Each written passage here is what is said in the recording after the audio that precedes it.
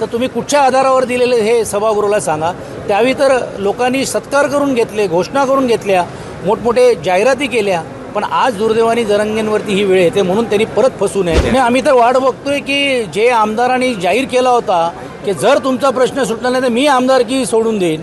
काल मंत्र्यांकडे गेल्यानंतर तुम्ही बघितलं असेल की जरांगेंची भूमिका ही स्पष्ट होती की तुम्ही एका बाजूला कुणबीचा दाखला देत असताना दुसऱ्या बाजूला मराठाचा दाखला देत असताना दोन्ही जे जातींनी जे विवाह होणार आहेत त्याच्याबद्दलची कुठेही स्पष्टता नाही आहे। आणि आम्ही वारंवार सांगत होतो की ही फसवण्याचं काम चाललेलं आहे, हा GRच चुकीचा आहे, ते त्यांच्या लक्षात आता आलेलं आहेत। आणि मला असं वाटते म्हणूनच ते आंदोलनासाठी झालेले त्यांची आंदोलनाची दिशा पुढच्या काळामध्ये कुठच्या दिशेने जाते हे बघून पक्ष म्हणून घेऊन आम्ही आमची भूमिका ठरवू। एक बाजूनी मनधरणी केली जाते त्यांची, ही मनधरणी यशस्वी होईल असं वाटतं? नाही, मनधरणी नाही, त्यांना परत बगळ देण्याचं काम होत आहे। आणि आता तरी जरांगेंनी फसू नये, ही शासनाने छत्रपती शिवाजी महाराजांची शपथ घेऊन काही लोकांनी आश्वासन दिलं होतं, आज ते त्या विषयावर बोलत नाही, त्यांचे कोण प्रतिनिधी पण जाऊन त्यांना भेटायला तयार होत नाही आहे। आज भारतीय जनता पार्टीकडनं शिष्टमंडळ जाताना तुम्हाला पाहायला मिळत आहेत। असो, चांगलं आहे, याच्यातून मार्ग निघालाच पाहिजे,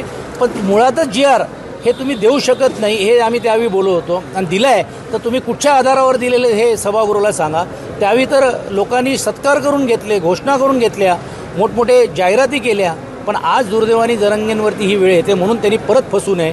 त्यांचा जो निर्णय किंवा घ्यायचा तो त्यांचा अधिकार आहे, मात्र मराठा समाजाला न्याय मिळाली पाहिजे, जो वंचित असलेल्या समाजाला न्याय मिळाला पाहिजे, ही भूमिका आमची आहे। महाराष्ट्रातील सर्व बातम्यांचे विश्वासार्ह व्यासपीठ, सकाळच्या सर्व सोशल मीडिया प्लॅटफॉर्मला लाईक, फॉलो आणि सबस्क्राईब करा। तसंच सर्व नोटिफिकेशनसाठी बेल आयकॉन प्रेस करायला विसरू नका।